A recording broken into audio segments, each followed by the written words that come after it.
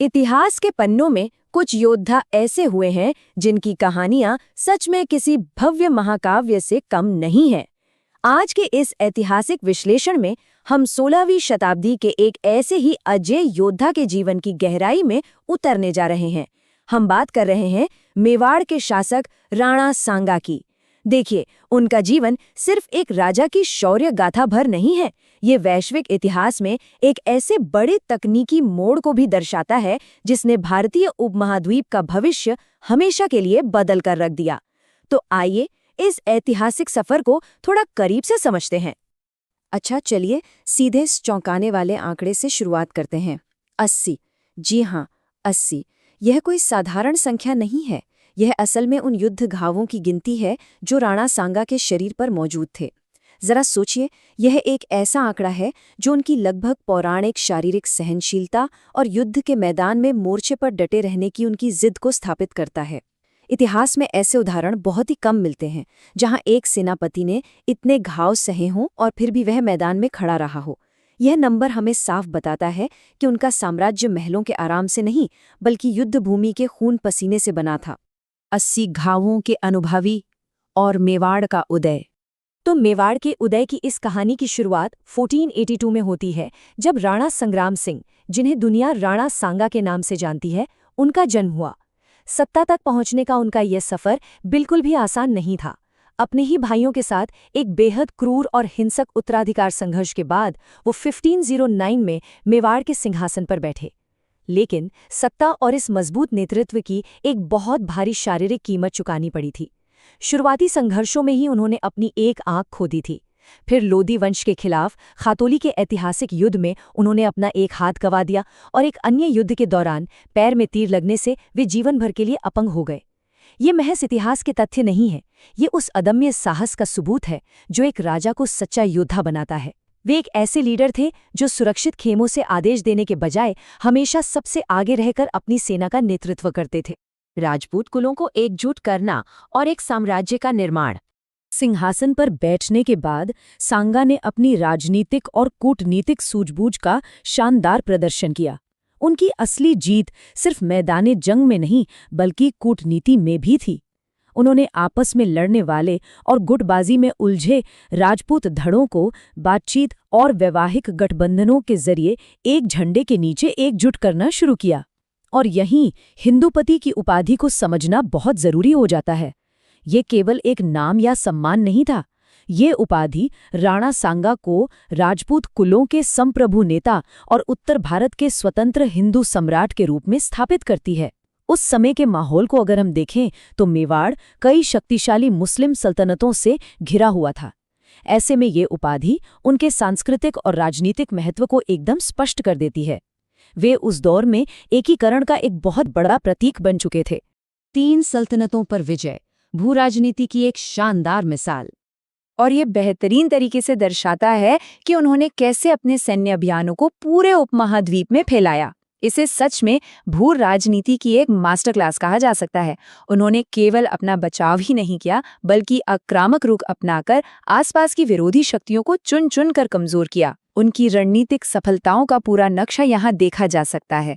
मालवा, दिल्ली और गुजरात, इन तीनों मुख्य मोर्चों पर उन्होंने निर्णायक जीत हासिल की। मालवा के मोर्चे पर गागरौन के युद्ध में फतह पाई। दिल्ली की तरफ खातोली और धौलपुर में इब्राहिम लोदी को 2 बार धूल चटाई और गुजरात के खिलाफ ईडर के युद्ध में मुजफ्फर शाह द्वितीय को मात दी। कुल मिलाकर सांगा ने 18 बड़े युद्ध जीते। और हाँ, सिर्फ युद्ध ही नहीं जीते बल्कि मालवा जैसे विजित क्षेत्रों में हिंदुओं पर से जजिया कर हटाने जैसे बड़े कूटनीतिक फैसले भी लिए, जो उनकी कुशल राजकला का एक अहम हिस्सा था। 1521 वो साल था जब राणा सांगा की शक्ति अपने बिल्कुल चरम पर थी। इस साम्राज्य का फैलाव वाकई हैरान करने वाला था।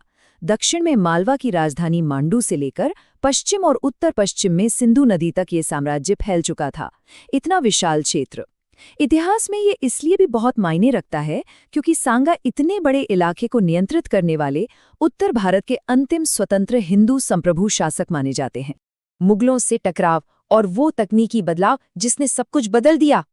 लेकिन यहीं से एक ऐसा तकनीकी मोड़ आता है जिसने केवल एक राजा का ही नहीं बल्कि पूरे उपमहाद्वीप का इतिहास हमेशा के लिए मोड़ दिया। सम्राट बाबर का आगमन और आधुनिक युद्ध कला की शुरुआत। ये वो ऐतिहासिक पल था जहां राणा सांगा के अजेय सफर का सामना एक पूरी तरह से नई और विनाशकारी तकनीक से होने वाला था।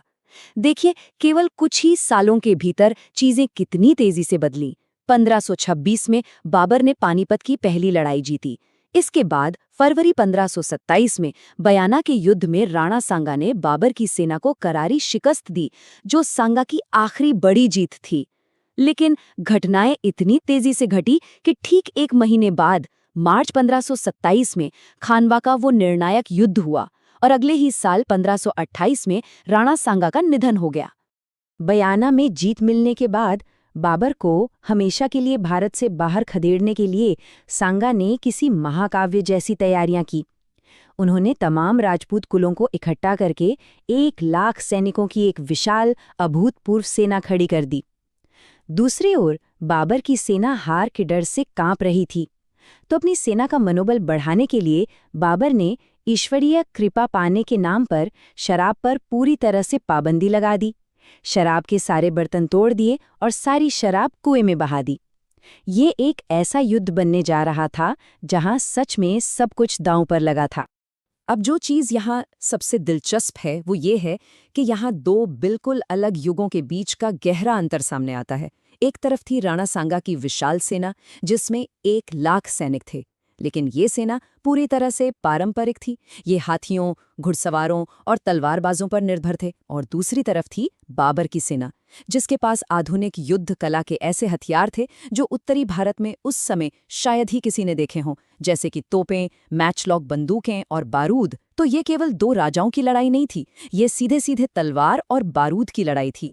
खानवा का वो मैदान भारतीय इतिहास का सबसे बड़ा टर्निंग पॉइंट साबित हुआ। पुरानी पारंपरिक युद्ध कला बाबर के बारूद के सामने पूरी तरह से धराशायी हो गई। भयंकर गोलाबारी चल रही थी और इसी बीच एक तीर लगने से राणा सांगा बेहोश हो गए और उन्हें युद्धभूमि से बाहर ले जाना पड़ा। मानो इतना काफी नहीं था, इसी बीच उनके ही एक जागीरदार सिल्लधी ने पीठ में छुरा घोंपा और वो अपनी सेना के साथ बाबर से जा मिला। आखिरकार जीत मुगल सेना की हुई और बाबर ने अपनी इस फतह का खौफनाक जश्न मनाने के लिए दुश्मनों की खोपड़ियों की एक मीनार बनाने का आदेश दिया। एक अजय राजा को पहली बार ऐसी अनदेखी तकनीक और अपनों के ही विश्वासघात ने हरा दिया था। एक ऐतिहासिक विरासत और उनकी अंतिम प्रतिज्ञा। खानवा के इस युद्ध के बाद का समय बेहद दुखद और निराशा से भरा था। युद्ध के मैदान से अचेत अवस्था में निकाले जाने के बाद सांगा का अंतिम सफर एक बेहद भावुक मोड़ लेता है। जब राणा सांगा को होश आया तो हार मानकर बैठने के बजाय उन्होंने एक बहुत ही कठोर शपथ ली। उन्होंने तय किया कि जब तक वे बाबर को हरा नहीं देते, वे कभी चित्तौड़ वापस नहीं लौटेंगे और सिर पर पगड़ी के बजाय केवल एक साधारण कपड़ा बांधेंगे। उन्होंने बिना समय बर्बाद किए बसवा नाम की जगह पर एक नई सेना तैयार करना शुरू कर दिया। लेकिन सबसे बड़ी विडंबना देखिए, उनका अंत उनके दुश्मनों की तलवार से नहीं हुआ। लगातार युद्धों से थक चुके उनके ही कुछ सरदारों ने, जिन्हें अब आगे और युद्ध नहीं चाहिए था, उन्हें जहर दे दिया। और इस तरह 1528 में इस महान योद्धा का दुखद अंत हो गया। राणा सांगा की इस हार और मृत्यु का परिणाम बहुत ही विशाल था। इस सिर्फ एक हार ने राजपूत कुलों की संगठित शक्ति को कुचलकर रख दिया और उत्तर भारत में मुगल साम्राज्य का दबदबा पक्का कर दिया। सत्ता का केंद्र अब स्थायी रूप से आगरा शिफ्ट हो गया था। यही वजह है कि कई इतिहासकार ये मानते हैं कि पानीपत की पहली लड़ाई से भी कहीं ज्यादा खानवा का ये युद्ध ऐतिहासिक रूप से निर्णायक साबित हुआ, क्योंकि इसी युद्ध ने मुगलों को असल मायनों में भारत का स्वामी बना दिया था। तो यहाँ सबसे अहम बात यह है कि खुद जीतने वाले ने अपने पराजित दुश्मन के बारे में क्या कहा। सम्राट बाबर ने अपनी आत्मकथा बाबरनामा में राणा सांगा की तारीफ करते हुए लिखा, सांगा ने हाल ही में अपने दुस्साहस और तलवार के बल पर इतना विस्तार कर लिया था कि उनके राज्य में उत्तर भारत का एक बहुत बड़ा हिस्सा शामिल हो गया था। इस बात का ऐतिहासिक वजन बहुत ज्यादा है, क्योंकि जब किसी का सबसे बड़ा दुश्मन ही उसकी शक्ति और महानता को खुले तौर पर मान ले, तो आप समझ सकते हैं कि उसका कद वाकई कितना बड़ा रहा होगा। अंत में चलिए इस ऐतिहासिक चर्चा को एक विचारणीय सवाल के साथ समाप्त करते हैं। जरा सोचिए, अगर 1526 में बाबर के साथ भारत में बारूद नहीं आया होता, तो क्या राणा सांगा की उस पारंपरिक विशाल सेना को कभी हराया जा सकता था? और क्या मुगल साम्राज्य का भारत में कभी कोई वजूद बन पाता? इतिहास की ये छोटे छोटे तकनीकी मोड़ कितने नाजुक होते हैं और कैसे वे आने वाली सदियों का भविष्य तय कर देते हैं, ये हमें राणा सांगा की इस कहानी से बिल्कुल साफ साफ समझ में आता है।